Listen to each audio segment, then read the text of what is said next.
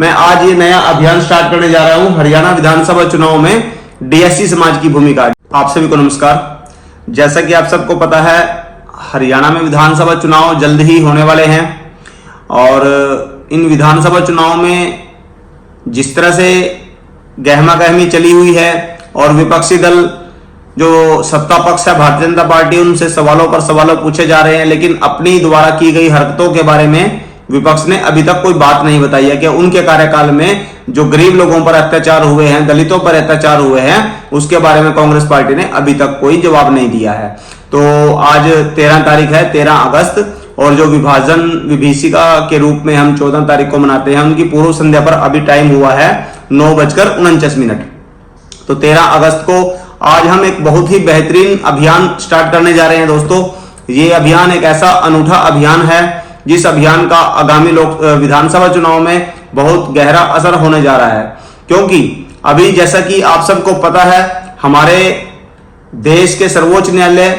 माननीय सर्वोच्च न्यायालय का एक बड़ा ही ऐतिहासिक फैसला आया है कि जो राज्य सरकारें हैं, राज्य सरकारें आरक्षण में आरक्षण दे सकती हैं। तो माननीय सुप्रीम कोर्ट ने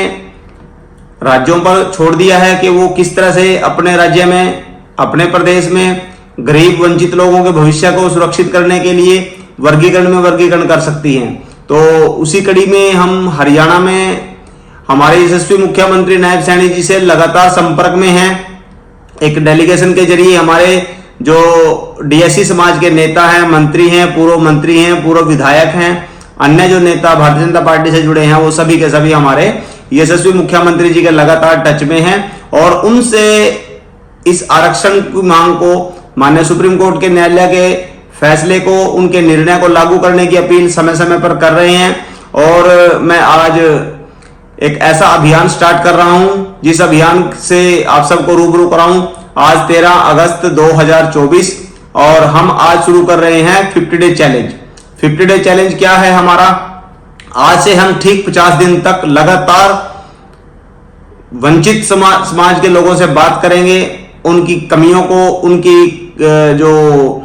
उनको मुख्य धारा से जोड़ने से रोकने की जो प्रथा चली थी 2005 में भूपेंद्र सिंह हुड्डा ने जो इनके ऊपर कुठाराघात किया था। और मैं बात करूं कांग्रेस पार्टी ने जिस तरह से इनको कुचलने का काम किया, वंचित अनुसूचित जातियों को, तो उनको लेकर के मैं आज ये नया अभियान स्टार्ट करने जा रहा हूं हरियाणा विधानसभा चुनाव में डीएससी समाज की भूमिका। डीएससी समाज एक ऐसा समाज जो सदियों से वंचित रहा है और हमारे यशस्वी पूर्व मुख्यमंत्री परम आदरणीय मनोहर लाल जी ने जिस तरह से 2020 में वंचित अनुसूचित जातियों की सुध ली और शिक्षा में इनको आरक्षण दिया, शिक्षा में आरक्षण देने का रिजल्ट ये रहा कि इनके वंचित अनुसूचित जाति समाज के बच्चे जो हैं वो शिक्षा में अभी बहुत अच्छी हम पढ़ाई वो बच्चे कर रहे हैं। तो अब बात रोजगार की आई है। जिस तरह से एक मुहिम चली हुई है 1 अगस्त के फैसले को लागू कराने के लिए, तो हम इस वीडियो के माध्यम से भी हमारे प्रदेश के यशस्वी मुख्यमंत्री नायब सैनी जी से अपील करते हैं कि माननीय मुख्यमंत्री जी, निकट भविष्य में चुनाव आने वाले हैं, आप कृपया इन वंचित अनुसूचित जातियों के भाग्य को चमकाने के लिए, इनके भविष्य को सुरक्षित करने के लिए आरक्षण लागू करें। माननीय सर्वोच्च न्यायालय के इस निर्णय को लागू हरियाणा में करें और जितनी जल्दी हो उतनी जल्दी आप इसे लागू करके इन वंचित अनुसूचित जातियों के साथ न्याय करने का काम करें, क्योंकि ये जातियां बहुत लंबे समय से पीड़ित हैं। कांग्रेस की पार्टी ने इनके साथ कुठाराघात किया है, कांग्रेस पार्टी ने इनको अपने साथ लगाने के लिए बहुत प्रयास किए, लेकिन 2014 में जिस तरह से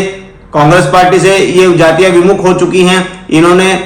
भारतीय जनता पार्टी का जो सपना एक सजोया है, क्योंकि भारतीय जनता पार्टी के मैनिफेस्टो में वंचित अनुसूचित जाति के साथ साथ वंचित समाज के लोगों का जो अंतिम पायदान पर खड़े व्यक्ति हैं, उनके भी उत्थान की बात लिखी गई है। उस पर यकीन करके ये वंचित समाज 2014 से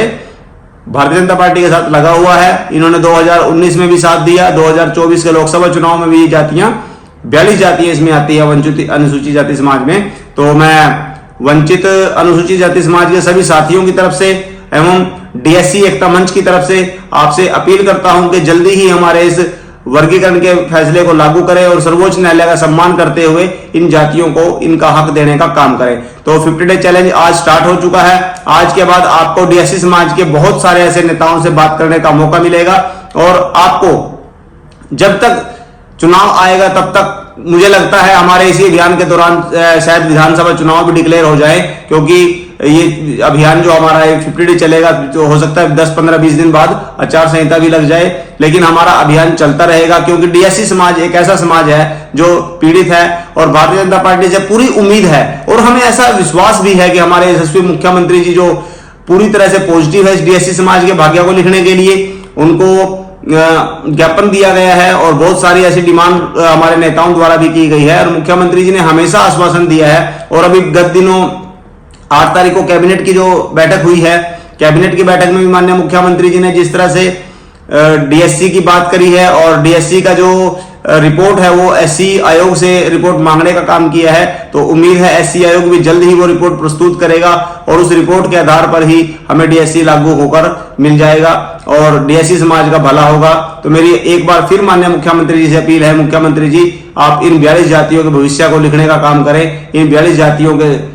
जो बच्चे हैं उनका भविष्य सुरक्षित हो उसकी आप चिंता वैसे तो कर रहे हैं, लेकिन इस वीडियो के माध्यम से मेरी अपील है कि आप माननीय सर्वोच्च न्यायालय के इस निर्णय को हरियाणा में लागू करें। तो साथियों आज की वीडियो में इतना ही, आपको फिर मिलते हैं किसी नई वीडियो में, तब तक के लिए जय हिंद, जय भारत, वंदे मातरम।